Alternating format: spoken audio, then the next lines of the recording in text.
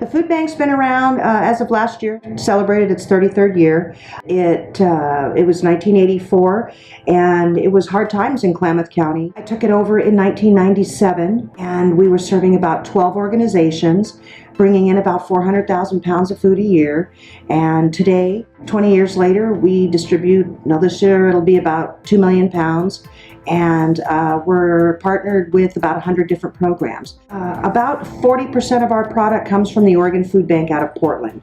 So it's a kind of a chain. It starts with Feeding America, which is a nationwide food reclamation organization, and they distribute the product they get from your big food conglomerates, your Nabisco's and your Procter & Gamble and Kraft and these kinds of things.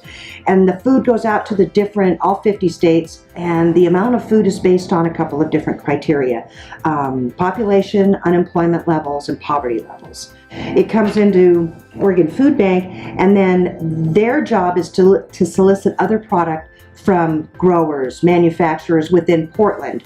They also work with California and Idaho to secure a lot of perishable product, your fruits and vegetables. So then that food is then distributed to all 21 food banks in the state, and the amount of food we get is based on the same criteria. We receive a truck once a week with product from the Oregon Food Bank. To be part of this whole system, each step has to be supported by their community. So Oregon Food Bank is supported by the state as well as Portland and surrounding cities. For us, our area where we get support are from your local ranchers, your local farmers, all the local grocery stores, schools, all the kids in the schools who do food drives. The way it works is the partner agencies, most of them get an order. They come in once a week or twice a month, and an order of food has been allocated to their organization based on how many people they're serving. So they pick it up and they take it back to their location where it's all shelved, and then boxes are made up as people come in.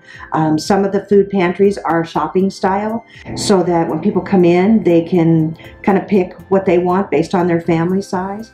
We could not do what we do without volunteers. Last year we had about 22,000 hours of volunteer hours through about 1,000 people.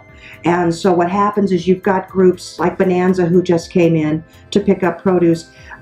They have volunteers, and volunteers volunteer their trucks, and they come in and they pick up the product. So it couldn't happen without them. We could bring it in, but logistics are everything when it comes to a food bank. We can take any produce anybody has. If you have fruit trees, we can take as much fruit as you want to bring in. Anything that you have, we can get rid of within 24 hours out to the community. Now, for next year, if you're planning your garden for next year and you'd like to grow a few extra rows for us, the most important items for us, cherry tomatoes. Those are huge. And why are cherry tomatoes so wonderful? Our growing season is very, very short, and cherry tomatoes you can get out by the bushel. Any kind of peppers, chili peppers, red peppers, yellow peppers, any kind of squash.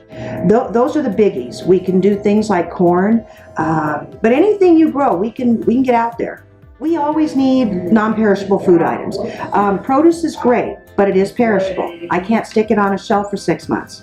So we like to be able to have those canned items, whether it be 1 can, 2 cans, 6 cans, it all comes together to make a difference for us. Across this nation, 25 to 30% of produce ends up in a landfill or a compost pile. Why should we be doing that when, as long as we've got the logistics worked out, and it's pennies on the dollar to move this stuff.